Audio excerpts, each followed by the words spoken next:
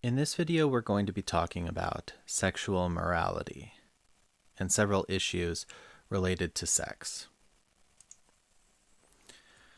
The first argument we're going to discuss is the liberal argument. This argument goes, we are morally permitted to do what we want to with our fellow human beings so long as they provide informed consent to our treatment. Every type of sexual activity among humans, except rape and sex with children, can be performed by those giving informed consent.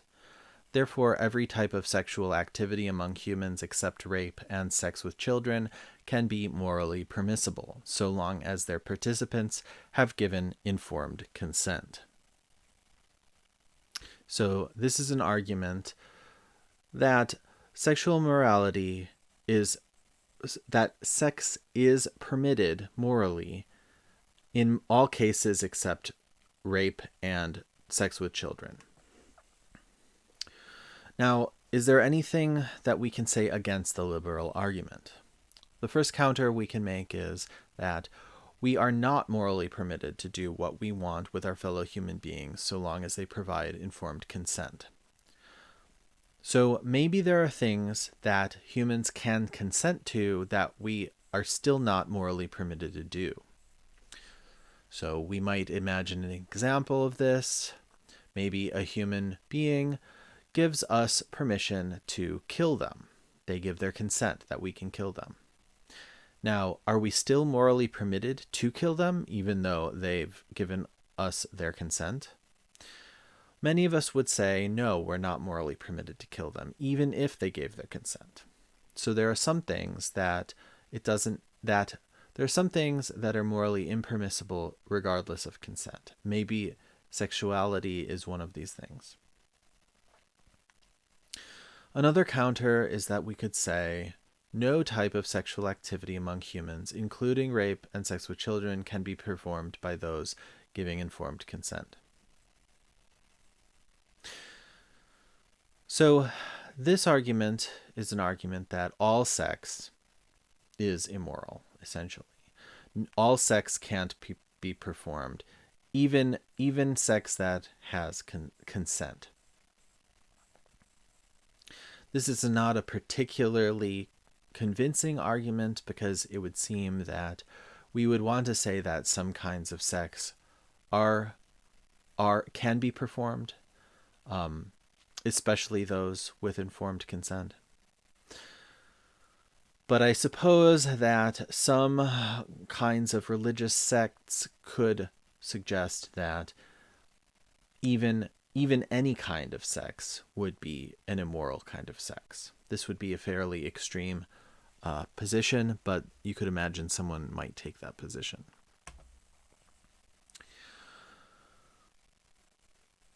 The next argument is the family values argument. This argument goes, if a practice is contrary to family values, then it is immoral. Homosexual relations are contrary to family values, therefore homosexual relations are immoral. So this is an argument specifically against homosexuality on the basis of family values. Is there anything we could say against the family values argument? Well, first we could say a practice is contrary to family values, but it is not immoral. So plenty of things that we do have nothing to do with family values, it would seem. Maybe some things that we do can be contrary to family values. For example, working very hard and not having a family because we just work hard and love our job. That would be contrary to family values, but we don't particularly think that somebody who does that is immoral necessarily, just because they don't want to have a family. Another counter is that homosexual relations are not contrary to family values. So maybe you could have a homosexual couple that has a family, and they are a loving couple, and they abide by all family values, and it just so happens that they are homosexual. Another argument is the prostitution argument. This argument goes, prostitution is morally acceptable only if the prostitute provides informed consent to selling sexual services.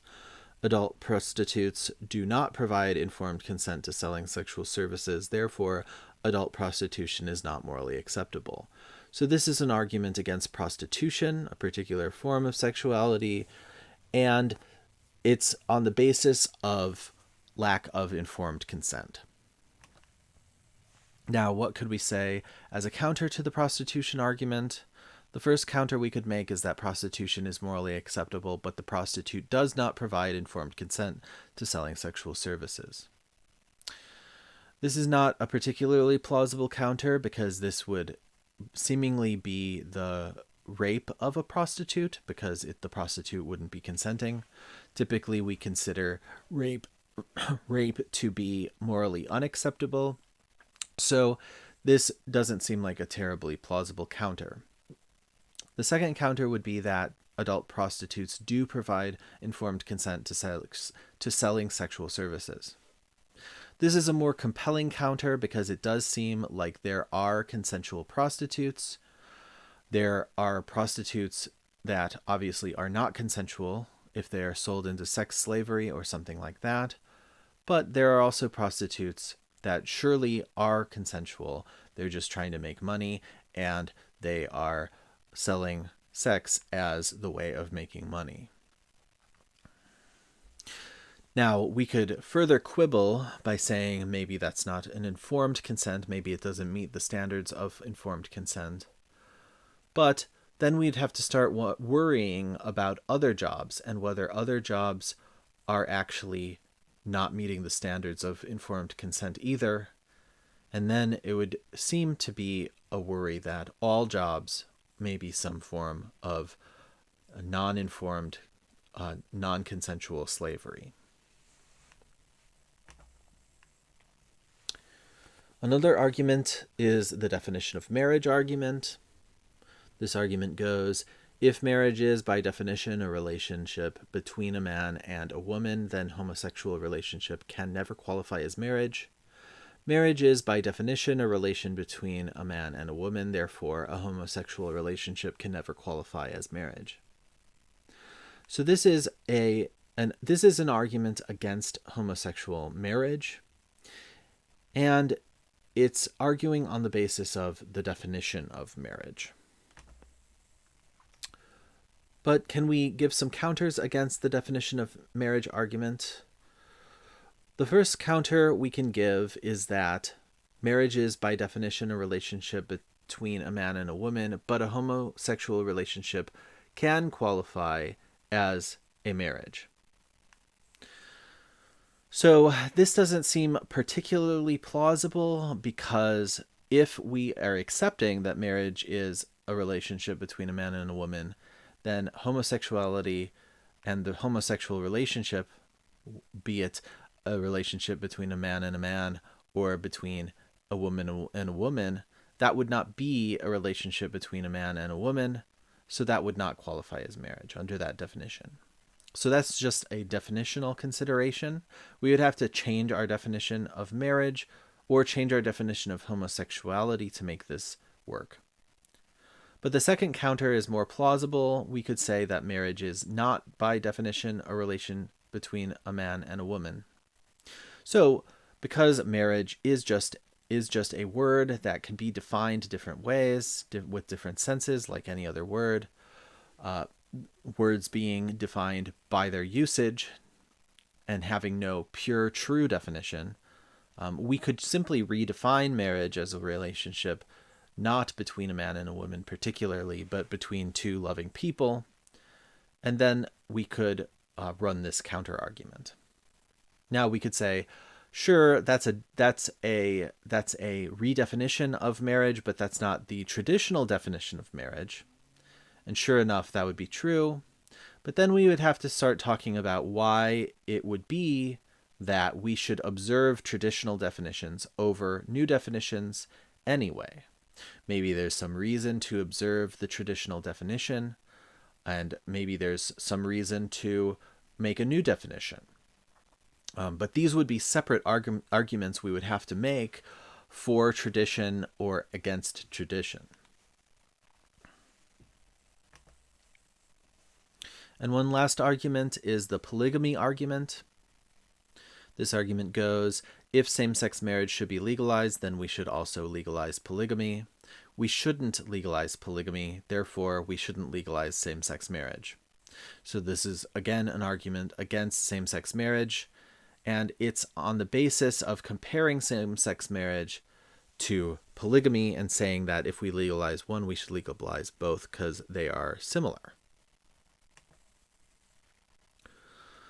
But what might be a counter to the polygamy argument? Well, the first counter might be that same-sex marriage should be legalized, but we should not also legalize polygamy. So same-sex marriage and polygamy are different. Those are different things. One is just marriage of two individuals with the same sex. The other is marriage between more than two people. Those are different things, so there may be reasons to legalize one, but not reasons to legalize the other. That's perfectly reasonable to think. A second counter might be that we should legalize polygamy. Maybe in certain cases, polygamy is just fine. Maybe polygamy is fine just generally. So if we think that we should legalize polygamy, then this argument doesn't get off the ground because we aren't even accepting the premise that polygamy is wrong. And that is all of the arguments related to sexual morality in our textbook.